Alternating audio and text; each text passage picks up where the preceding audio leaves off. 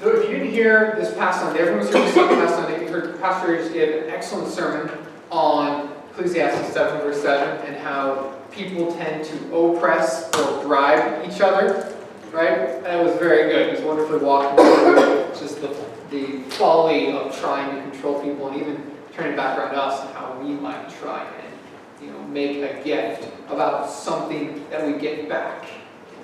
Now, today in 1 Samuel chapter 4, and really it's a longer section, but we'll see that we try and do the same thing to God, right? You check this, I love this, you don't know what painting this comes from, the famous Da Vinci painting, but what's he doing? He's trying to slip God some money, right? Now, of course, well, we don't try and slip God money, but we often say, if I read my Bible, then why did God allow me to fall into this sin? Or people think, they may not say it, but they really think, if I give my money to this, this, and this, will not God take care of me? Or as some more prosperity theology people say, if you just plant a seed, then it's going to come back to you, fourfolds, and you're going to, drop a little bit of money in, you get a ton of money back, literally. Or even, I've done these good things. Maybe it's not money, maybe it's good deeds. I've done good deeds, God. Why are you allowing these bad things to happen to me? We do tend at times have this mentality. If I do X for God, He will give me Y. But the reality is, it's impossible to force God to do a certain thing, a certain path, unless He has promised or wants it. Instead, the message of all of the Bible in general, but is that God is in complete control all the time, every day, and we can respond to His control, or we can end up looking like idiots, pretty much. But we got to review this book before we hop into chapter 4. So, guys, who is the main character being set up so far? Title character, Samuel. Samuel, yeah. How have we seen him? Because the book starts off and he's not around yet, right? But who does it focus on? Hannah, who is his mother, his godly mother, and Elkanah, his godly father, right? And then we saw him compared to Hophni and Phinehas, how they were wicked and yet he was righteous. I was trying to think, there's this prophecy being set up, right? What was the prophecy? It's been repeated twice now. The doom of Eli's family. The doom of Eli's family because of what? The sons. Yeah. Sons. Now, what's crazy here is we get to this part in chapter 4, and Samuel disappears. It's really weird. And for chapters 4 through 6, there is no Samuel. And it's almost like a weird point where, okay, this build-up, here's this baby. And he's this promised baby of this godly woman. And then here is this young man who's so much more righteous than these other people. And then here he is hearing the voice of God when the voice of God has been gone for so long, and then nothing. And instead, the focus shifts to the Ark of the Covenant. And you have this story about the Ark of the Covenant and where it goes and what's happening to it, which sets up, as we'll get there in chapter 7, the reintroduction of Samuel taking leadership of Israel and rescuing them again. And the Ark has always been super interesting to people, right? Like we just love it, especially because no one knows where it is. There's always this looking for it. Or It's in a warehouse. What? Yeah, it's in a warehouse. Exactly. Yeah. I love this line from Raiders of the Lost Ark. Marcus Brody, Indiana Jones' sidekick, says of the Ark, an army which carries the Ark before it would be invincible, right? And as we'll see here, obviously he didn't read his Bible very well, because that's not what happens. Because the Ark doesn't decide who God supports. God decides who the Ark supports. And we're going to see here, as people walk through this, that God cannot be manipulated to fight the battles He doesn't support. God cannot be forced by us to do what He doesn't think is right or wise or good. No matter what we think we have on Him, we cannot manipulate God. And then we'll see next week that even when God seems defeated, He cannot be dominated by others. God cannot be manipulated, and He cannot be controlled. He is God.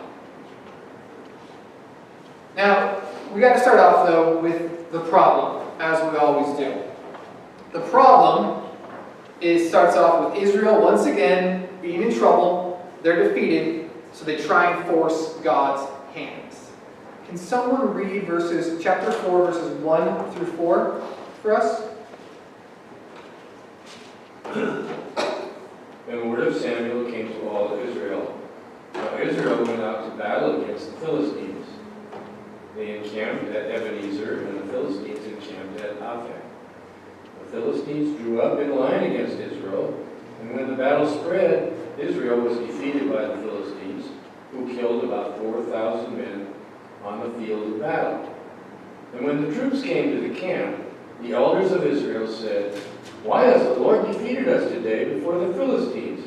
Let us bring the ark of the covenant of the Lord here from Shiloh, that it may come among us and save us from the power of our enemies."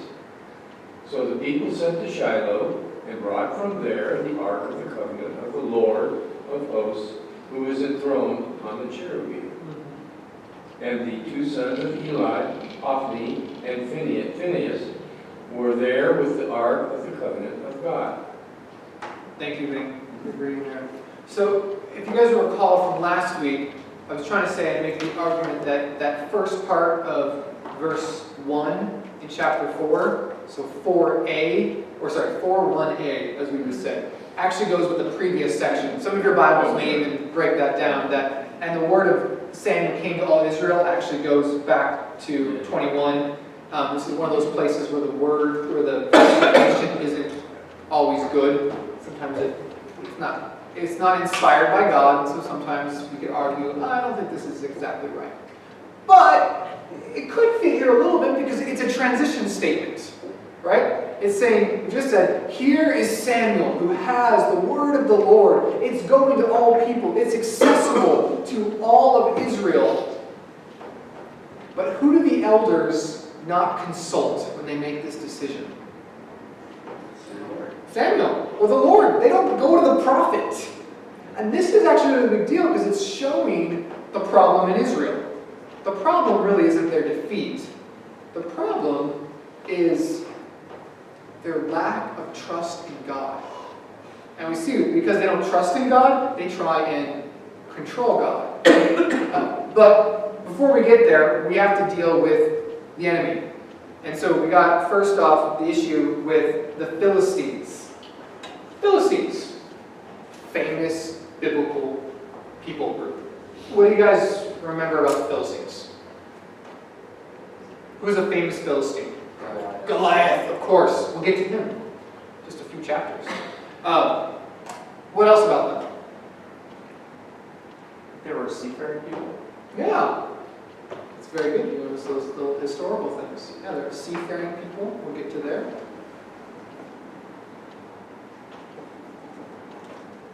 Did they live far away?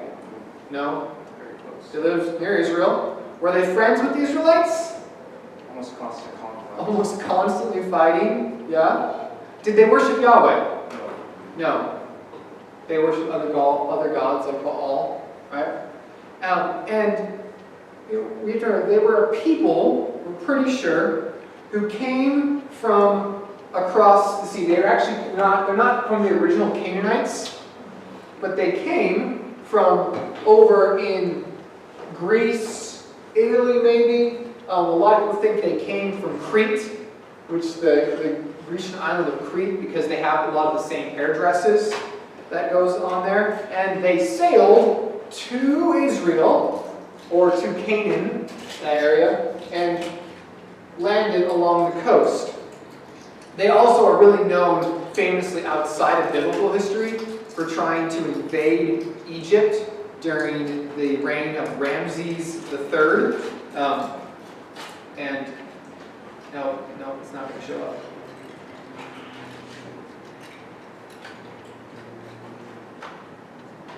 Still technical problems.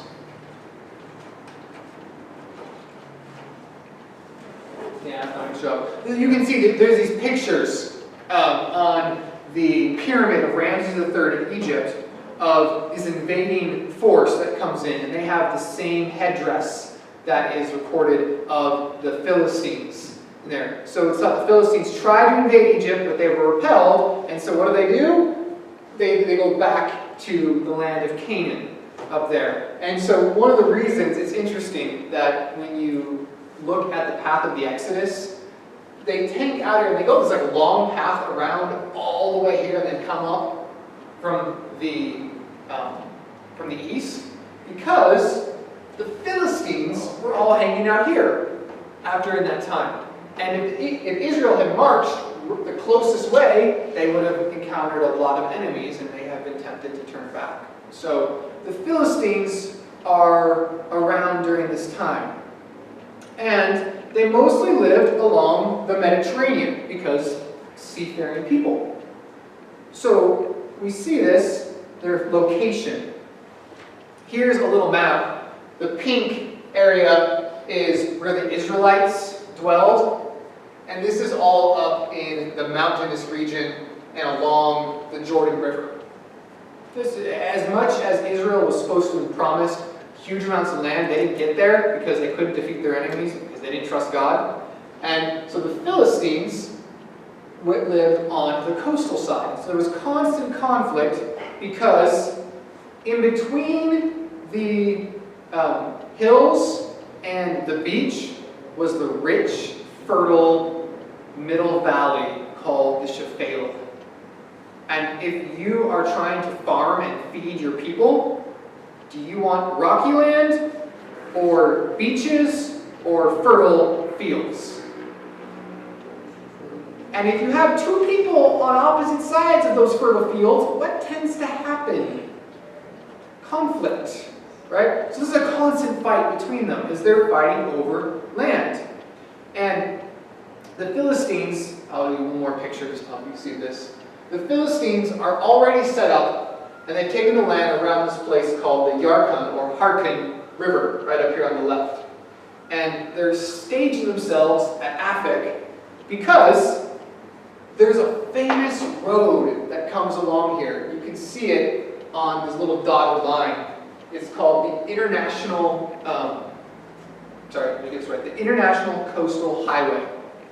It was the I-5 of their day that went from Canada all the way down to Mexico. And people would take trade and go across, and guess where they would have to cross through? The Philistine territory in Aphek. And they can control the land around it, have all the trade come through them. It's very much a political deal. They're fighting over land resources and they're fighting over political resources. The whole point of saying this is just so we remember, when this little line gets thrown out here, but the biblical stories are drenched in history. These are real people and real people groups. Here's an archaeological site found right in this area. It's an 11th century BC Philistine house that they're developing. And so as archaeology continues to develop, we continue to find more and more history that matches what the Bible teaches and says. And so anyone who wants to say, these are just kind of like good stories, and the point is to trust God, well, it is. But if we take out the history, then what are these details there for? And if these details aren't correct, then how can we trust the big picture either? Again, this comes back to that anyone who wants to say the Bible is 100% correct, flawless, historically accurate, they tear out the whole support structure of it, because the Bible lives on these little statements too. Like, why is this happening if there isn't a struggle between the Philistines and Israel. If there isn't really a place called Aphek and there's a little real place called Ebenezer. Now, Philistines are set up for battle. They have their battle lines drawn. I'll put up this little picture again, just so here. Up here, Ebenezer and Aphek, right there where the property, where the lands of the two meet. And they have something they want. They go to battle, and what is the result of the battle? Decisive loss for the Israelites. Decisive loss for Israel. Like, how much of a decisive loss, according to verse 2? 4,000 men. That's not a small army, right? 4,000 men are defeated, are killed, and the people gather back at their camp. Now, verse 3, they return to the camp in Ebenezer, and they speak to the elders there. Now, who do you think the elders are? Right, what are they the elders of, I should say? Israel? Yeah. But here's the thing, what did the people of Israel not yet have?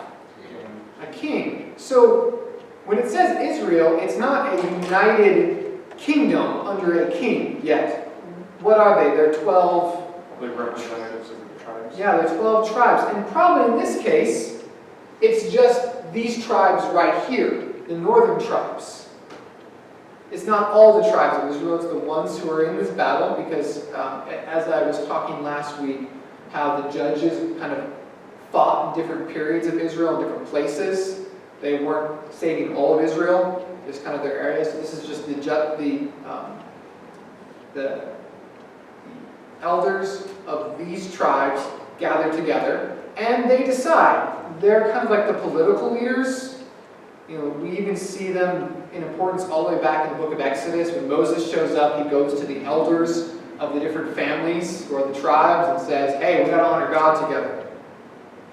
And these guys get together and they ask the question, why has the Lord defeated us before the Philistines? Now, who might be a good person to ask about that? Lord. The Lord. Okay. How might they ask the Lord? Who's speaking for the Lord right now? The elders. He's Well, asking the elders. so the elders are asking the question. Oh, the elders, I'm sorry. Yeah, so the elders are asking the question because the elders of Israel said, why has the Lord defeated us? They don't go to Samuel. Who do they ask? Maybe.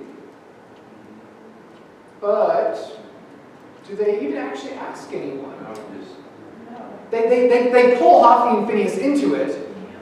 Maybe there's some debating, but it seems to hear they saying, you know, let us bring the ark of the covenant of the Lord from Shiloh. Like they make this decision before even going to Shiloh. When they get to Shiloh, they're like, hey, come with us. You know, it's interesting, isn't it? It's even more interesting. The- The priests went with it. Yeah.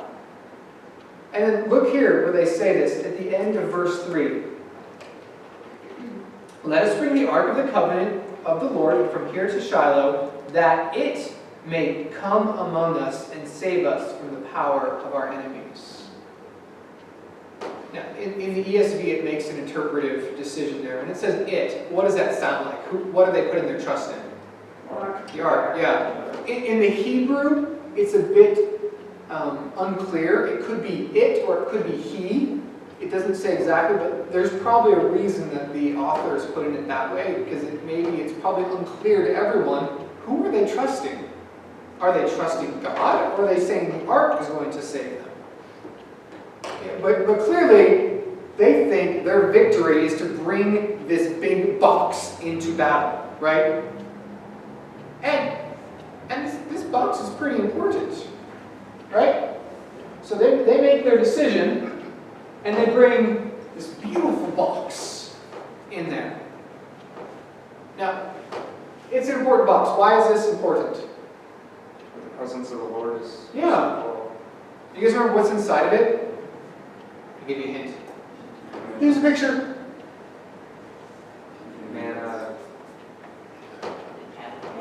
The tablets and Aaron's rod, exactly. That's supposed to be the little stuff on the side is the manna that fell from heaven. This is from a recreation of the tabernacle in Israel. And again, it makes sense that they would go and say, let's grab the ark and bring it to battle with us. Because in Israel's past, what happened when they brought the ark with them? Yeah, they were triumphant. So hold your finger here and turn to Joshua chapter 3.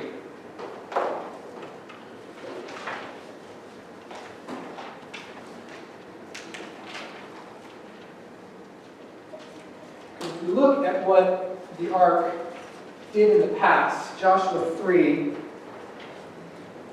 verse 10 through 13. Someone go ahead and read that if you could. You read it? Thank you, Richard. Go ahead. From King James. That's okay.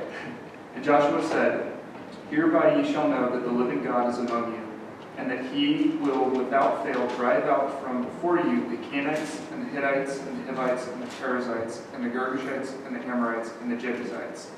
Behold, the ark of the covenant of the Lord of all the earth passeth before you into Jordan. Now therefore take you 12 men of the tribes of Israel, out of every tribe a man. And it shall come to pass, as soon as the soles of the feet of the priests that bear the ark of the Lord of all the earth, shall rest in the waters of the Jordan, that the waters of the Jordan shall be cut off from the waters, and shall come from above, and they shall stand upon and heap. And it came to pass, when the people removed from their tents to pass over Jordan, and the priests bearing the ark of the covenant before the people, say the 16. Sure. And as they that bear the ark were come unto Jordan, and the feet of the priests that bear the ark were dipped in the brim of the water, for Jordan overflowed all his banks all the time of the harvest, that the waters which came down from above stood and rose up upon an heap very far from the city Adam, that is beside Zeratim. And those that came down toward the sea of the plain, even the salt sea, failed and were cut off, and the people passed over right against Jericho. Okay. So what happened when those who were carrying the ark, their feet touched the shore of the Jordan River? Miracle. A miracle, right? What was the miracle?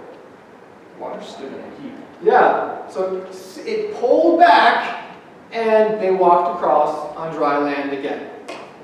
Pretty amazing. But who is making this promise and saying this will happen? The word of the Lord through Joshua. The word of the Lord through Joshua. So Joshua is hearing a command from God and saying, do this, so that, he said, this is how you shall know the living God is among you, and he will without fail drive out from before you the Canaanites, the Hittites, the Hivites, the Perizzites, the Girgashites, the Ammonites, and the Jebusites.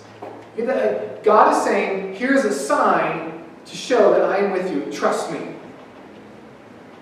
That's a pretty awesome deal. Like, this is the sign. As the ark walks with you, it will prove God's promises to drive the people out.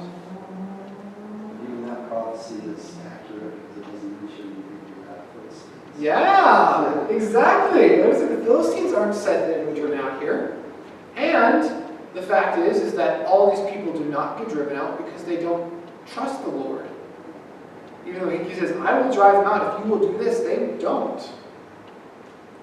And it's also a big deal. Like the ark is supposed to contain the very presence of God.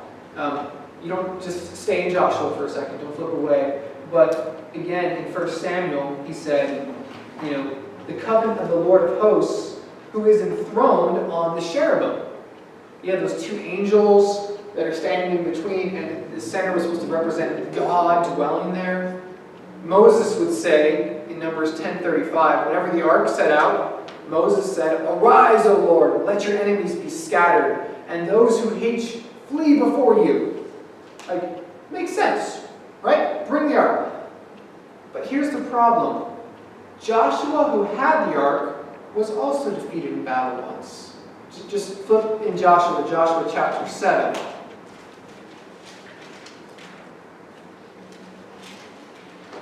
In Joshua 7, they go to this, they just left Jericho and had this amazing victory. The walls came tumbling down when they yelled, right? And then they get to Ai.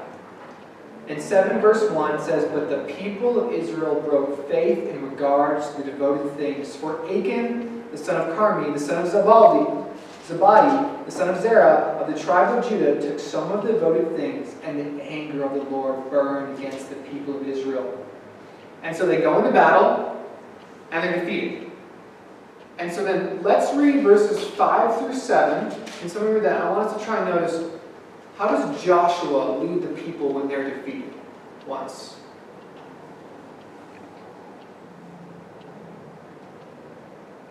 Someone read verses 5 through 7 for me. You killed, They go for it. you killed about 36 of them.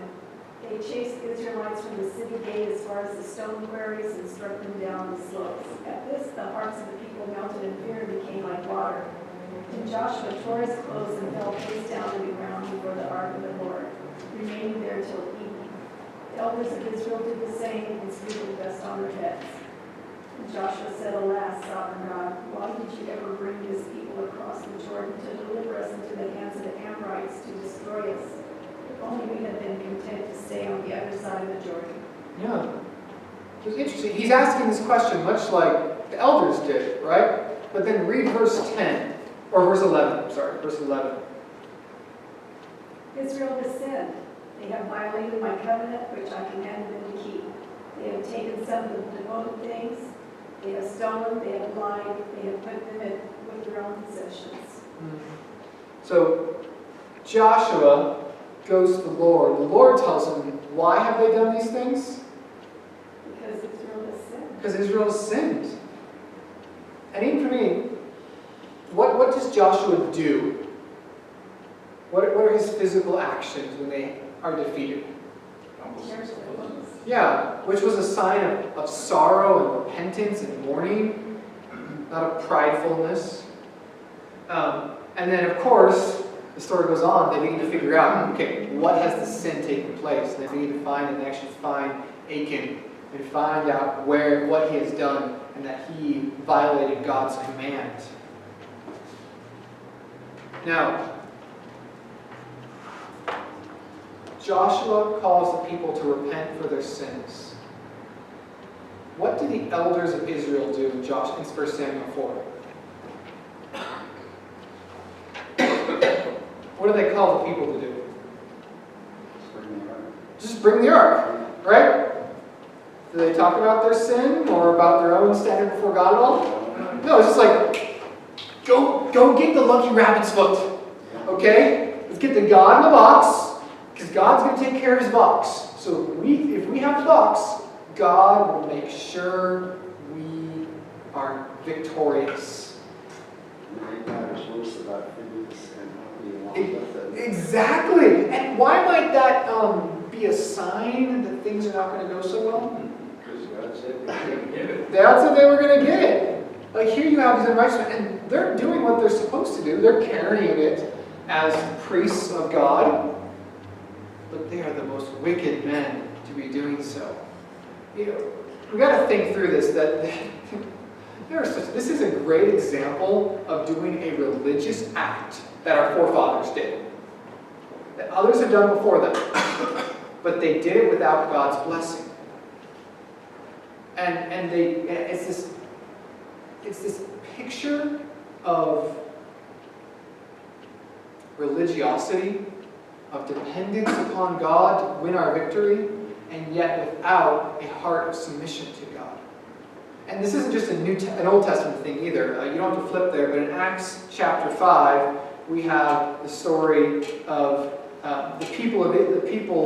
the early Christians are taking what they have and selling it to all so that no one is in need. And you have this lovely couple who take it, Ananias and Sapphira.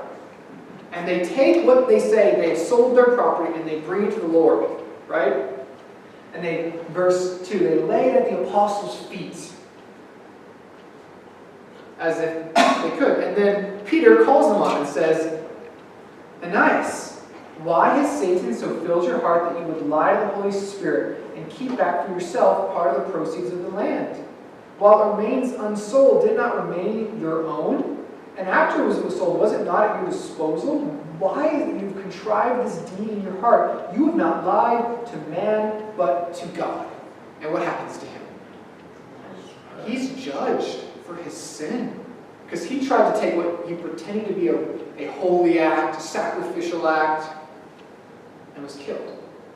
And then his wife comes in and they ask her this time, right? They ask the fire, okay, was it sold for, it says, tell me whether you sold the land for so much. And she said, yes, so much. But then Peter calls her on that as well, right? You are lying. And she too falls dead. They're judged for their sins. God judges for sins. You know, there's two sides of this, but we as American evangelicals, we can often go into a fight at times, trying to say God is for this, without actually first checking to see if it's something that God is for. Whether it's a personal fight or a cultural fight, you know, we live in hard times right now, where the culture of Christianity, which has permeated Western society, has just been cut away decade after decade, right? And sometimes we can want to fight that in such a way that God does not bless or promise any kind of victory of it. Or sometimes it's a personal thing, or where we want to accomplish things or do something, and yet, if we're living in unrepentant sin, will God bless it? No. See, sometimes God's plan is better served through our suffering than our victory. And so we cannot even think for a second that if I somehow give God this, or if I do this thing, or we are the people of God, God will do this for us, that He'll come through just because of who we are. In fact, who we are kind of puts us at a negative place, right? God's will be done, and it's only done when we are His righteous tools. So, I mean, our first priority always must be, we must be righteous. We must be holy. Never perfectly, because we aren't. We never get there. But the problem with these guys wasn't that they had any kind of sin. It was that they pridefully, instead of trying to confess their sin and deal with it first, let's just make it worse. Our response must always be confession, prayerful, asking God's assistance, and then taking steps forward. But the story goes on, and we are not going to get as far as I want to tonight. But the battle lines get drawn. They should have responded as Joshua did, but what they actually did was grab the ark, send into battle with the most wicked men in all of Israel, Hophni and Phinehas. And what's so interesting, as the story continues, the battle lines are drawn with Israel seeming to have the upper hand. Like they seem to have every advantage here. Verses 5 through 9. Someone can read that for me? As soon as the ark of the covenant of the Lord came into the camp, all Israel came with mighty shouts of an earth sounded. When the Philistines heard the noise of the shouting, they said, "What is this great shouting in the camp?" Hebrews meet. When they learned that the ark of the Lord come to the camp, listening to them, they said, "God has come to the camp."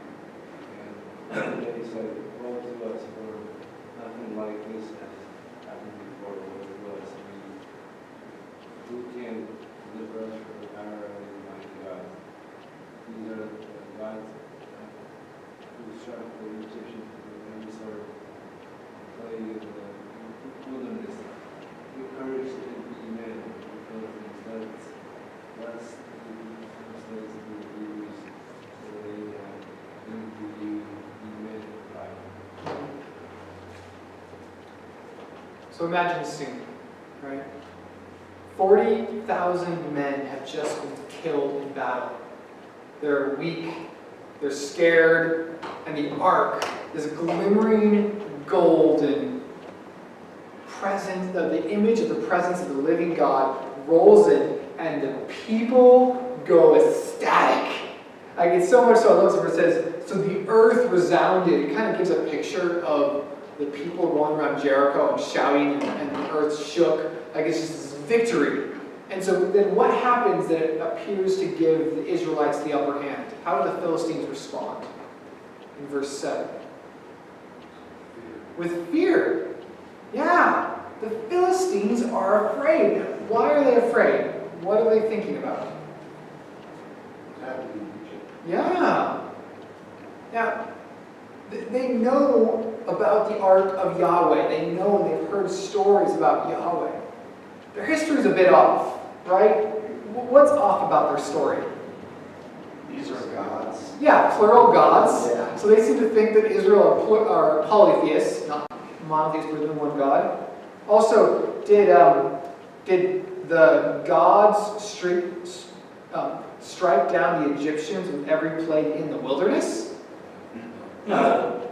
But the point being, this is just what they were calling, and it's been a few hundred years. It's been 400 years since the exile, 450 years, roughly. So stories sometimes get lost over time. But the point is, who are they afraid of? God of Israel.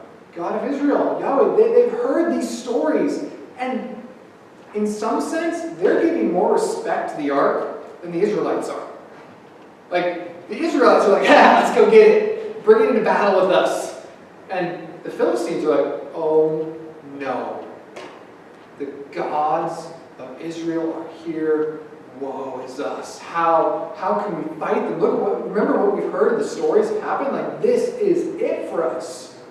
They have fear of God that the Israelites should have had. But they don't just stay afraid, do they?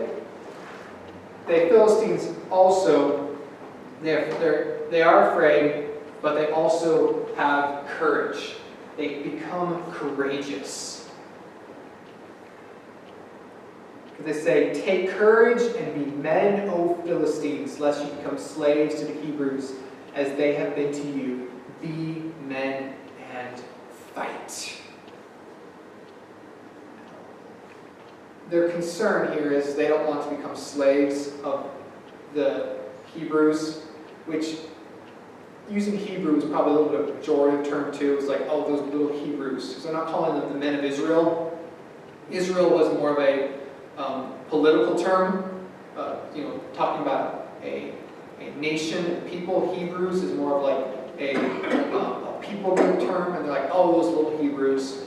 And if you recall, during the time of the Judges, the Philistines were really in power, over and over again. So much so that they outlawed all kinds of metalworking, so Israel had no weapons.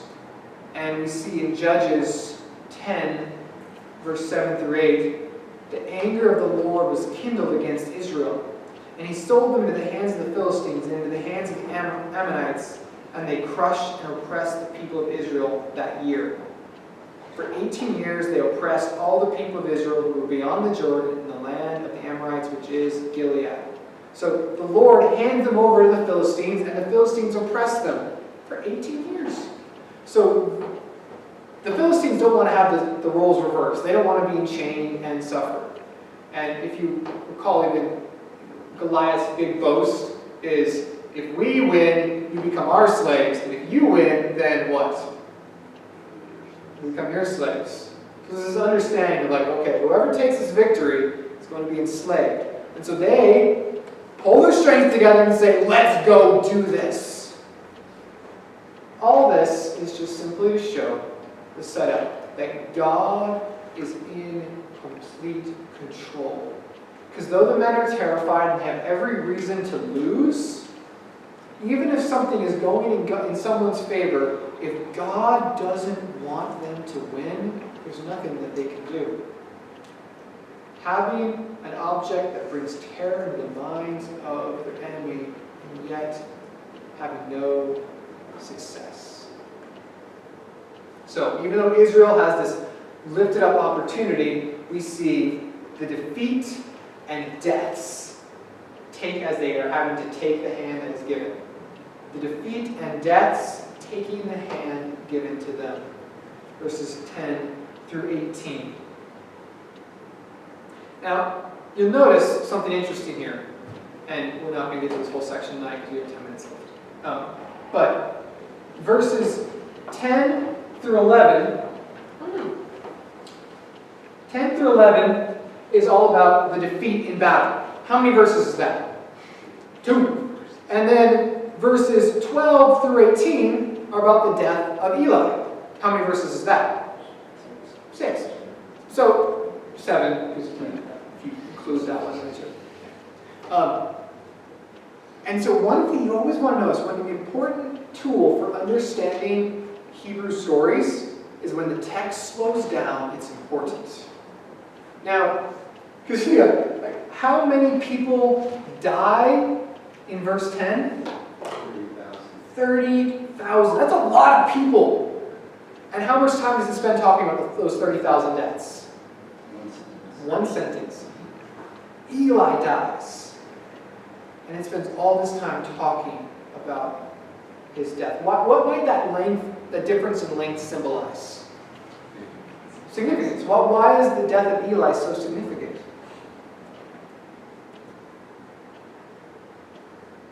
He's the high priest. He's the high priest. He has an important role. Yeah? It's fulfillment of prophecy as well. And so it's almost, we'll get there, it's almost like the narrator is going out of his way to slow it down, just to kind of drag it on and show how important this is. So someone go ahead and just read verses 10 and 11 for me. So Philistines fought, and Israel was defeated, and they fled every man to his home. And there was a great slaughter for 30,000 foot soldiers of Israel fell. And the ark of God was captured, and the 2 sons of Eli and his wife. Yeah. So they go into battle, there's clashes, fighting of swords, really no description given because the result is what matters, and it's even worse than before. Yes, there are less lives lost, but look back in verse 3. Where do the people run to in verse 3? The camp. Yeah. Now, here, where do they run to? Homes. What does that say about the state of the army? It's dispersed. And when they run home, what does that mean? Does that mean you're coming back? No, it means we're done. Philistines have won. The war is over. This is utter defeat.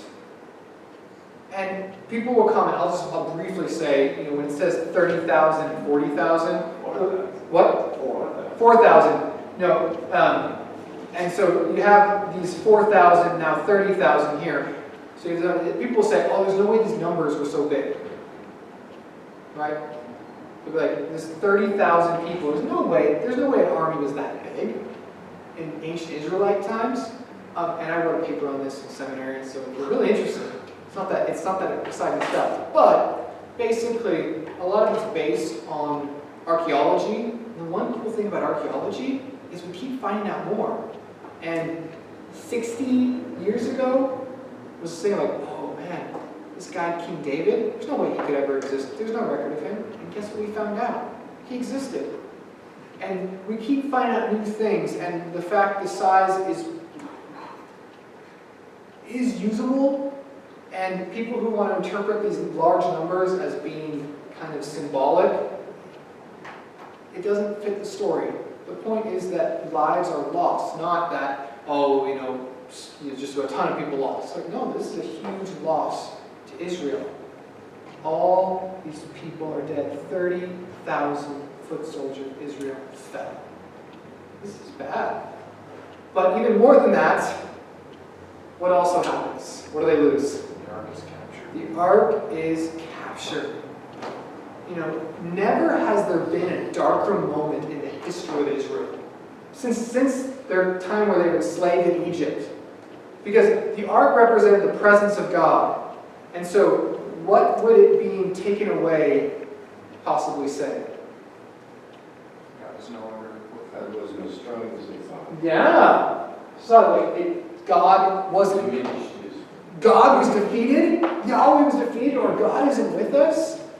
And the ark is taken deep into Philistine territory. And the army is gone. They're not getting it back. Like, this is defeat.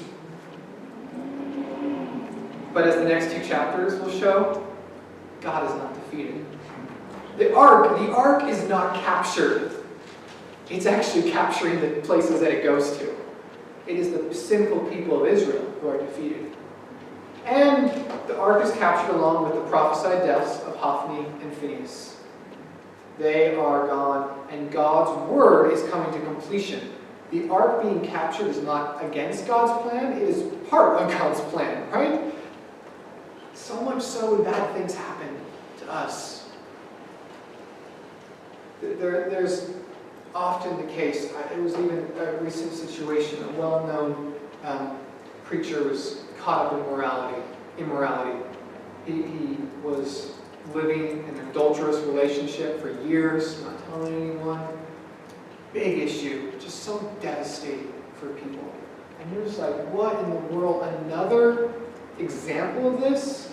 Like, another accusation against people in the church? What is going on? And then you look at these stories again, saying, one, how important holiness is in being a leader so that these things don't happen, but also, God is in control. His plan is being fulfilled. Now the text super slows down and focuses on Eli because it was always about him, right? Talking about the death of Eli, verses 12 through 18. It's interesting because a man runs from Shiloh all the way up to, or from all the way from Ebenezer all the way up to Shiloh, right? Takes off sprinting, gets up there, and his appearance is that of a typical griever. The man ran from the battle line and came to Shiloh the same day with his clothes torn and dirt on his head. He is mourning. And it's interesting because in verse 13, Eli is almost ironically watching the road. He's sitting by the road watching, for his heart trembled for the ark of God. So, Eli, the man who cannot see, is watching. And he is fearful for the ark, though the ark is the power of God. Like, the irony abounds. Here he is. The man enters, it says, and he came into the city and told the news, and all the city cried out. The whole city is mourning the loss. But Eli's not with the people, so he doesn't know what's going on. Again, the narrator's like stretching it out, right? So Eli heard the sound of the outcry and said, "What is this uproar?" Then the man hurried and came and told Eli. Like, he's not near the people, so he can't hear it. He says the man comes and tells Eli, and then it says Eli was 98 years old, and his eyes were set so that he could not see. And the man said to Eli, "I am him who came from the battle. I fled the battle today." And he said, "How did it go, my son?" Like, he doesn't know something's up. Like, the whole city is crying. It's kind of clear, but he's asking the question, again, stretching it out.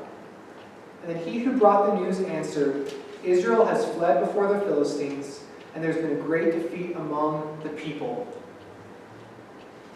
Tells him there's a defeat, slowly letting him know. And he goes, "And your two sons, also Hophni and Phinehas, are dead.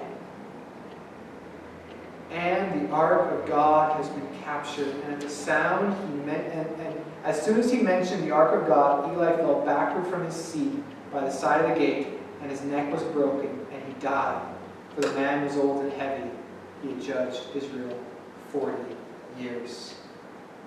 His great weight and his old age causes him to die. Because again, what were his sons doing wrong? What were they doing with the sacrifices? That was wrong.